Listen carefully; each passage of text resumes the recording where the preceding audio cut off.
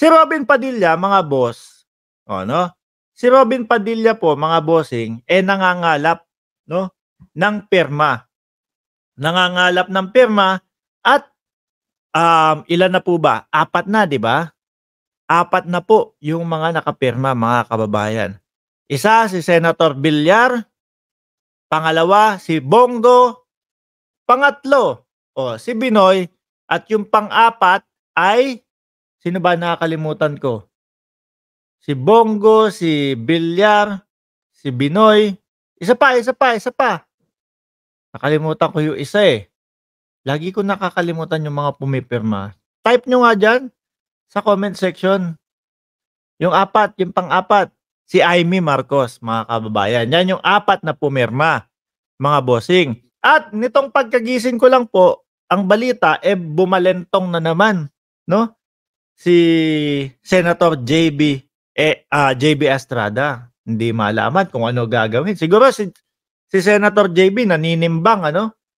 Siguro si Senator JB naninimbang na saglit, ano ba ang netizen? Una, sabi, "Uy, nababash ako dahil pumirma ako. Dito na lang ako sa kabila. Sasabihin ko, babawiin ko yung pirma ko." Oh, siguro bumanat na naman yung mga DDS. Nalito na naman si Senator JB. Saglit, pipirma na lang ulit ako. Siguro naninimbang, no? Sino kaya ang mas madaming supporter dito sa dalawa na to? Nahilo na. So, mga kababayan, ibig sabihin, may 5 na po, mga boss. Kailangan 8, di ba?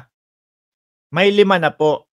So, ang kailangan ni Binoy, umabot ng 8 yung pipirma. May dumagdag po, no? Ilan ba to? 1, 2, 3, 4, 5, 6. Mukhang may dadagdag na 6 po, mga kababayan. Kung 5 kasama si JBRC to, tapos 6, lalagpas po, mga boss. Aabot po sila ng 11. So, posible po na kung ito pong 6 na to na mukhang nakukumbinse ni Binoy, mga kababayan, pumirma din po, posible po na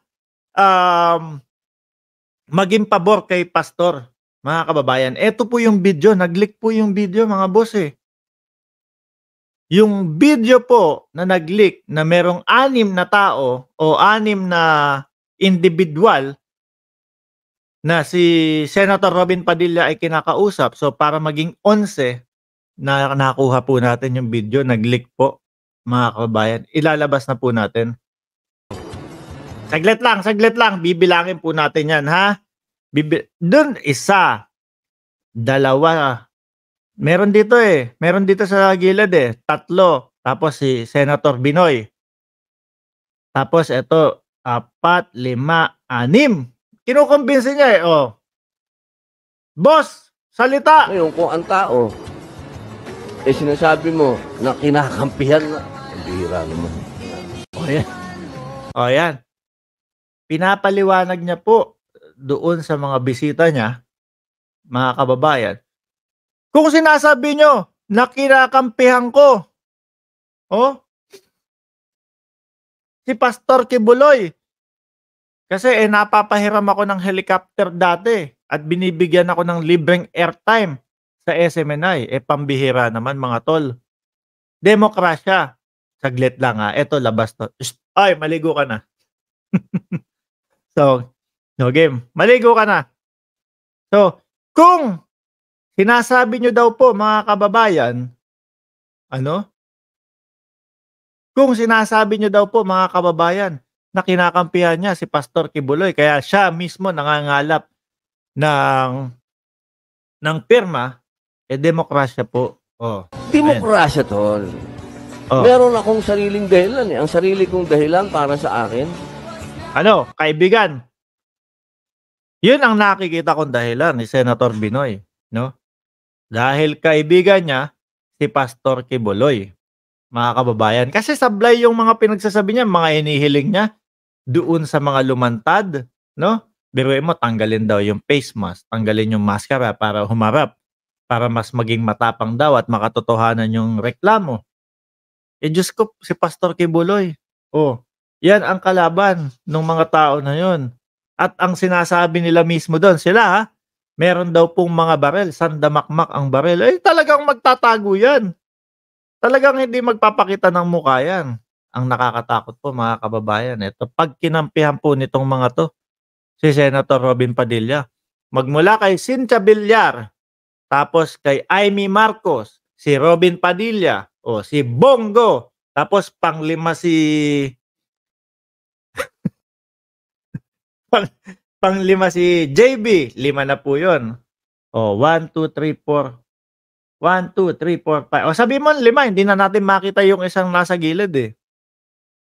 Lagot na, ano? Yari na. Sandali, naka-charge naman ako. Bakit mukhang malolobat tayo? Saglit. Okay, bago tayo ma-charge, bago tayo mawala, mga kababayan, chinarge ko muna. So, magiging 11 sila. Ano po? Tuloy na nga natin. Oh, ulitin natin, isang mahaba. O ang tao, eh sinasabi mo na kinakampihan na. Ang bihira naman. Demokrasya, tol. Meron akong sariling dahilan eh. Ang sarili kong dahilan para sa akin, nagiging biktima si pastor. Nilabanan niya. Dahil nga daw po nilabanan, mga kababayan, yung, alin daw po ang nilabanan? Yung mga magugulo sa ating bansa, yung 3 letra, N, P, tapos A, yung mga terorista, which is, kita naman po natin yun, ano mga kababayan. Kaya lang, hindi po ibig sabihin na porket yun, eh magiging panangga na lang po yun, mga kababayan. No? Pagka may mga nagrereklamo, kailangan natin pakinggan. At binibigyan sila, no? Binibigyan sila ng pagkakataon para ipaliwanag yung kanilang sarili. Pero sila, yung ayaw lumantad. Kayo po, mga boss, sa tingin nyo po ba, yung mga, eto sila, ibalik natin sila. Oh, ayan po. Yung mga hinihimok o kinakausap ni Senator Robin Padilla. Biruin mo, 5 na sila. 3 lang dito, pumirma. Eh, mukhang masusunod na yung kagustuhan nila. Sa tingin nyo po, dyan sa 5 na yan, sino po yung 3? O yan, i-comment nyo na lang dyan. Malamang kilala nyo itong mga. Sino po yung 3 na dadagdag sa pirma para po pumabor sa kanila, mga kababayan? Okay? Sino po doon? Kayo na po ang bahalang sumagot at kayo na po ang bahala dyan, no? Antabayanan ko, sabi ni Love Rins, kung sinong mga senators ang pipirma na hindi i-cite contempt si Pastor Kibuloy. Kasi hindi ko iboboto. Hindi sila para sa katotohanan, para sa kaibigan at personal na interest lang sila. Yun daw po, mga boss. Chief Amo, sir.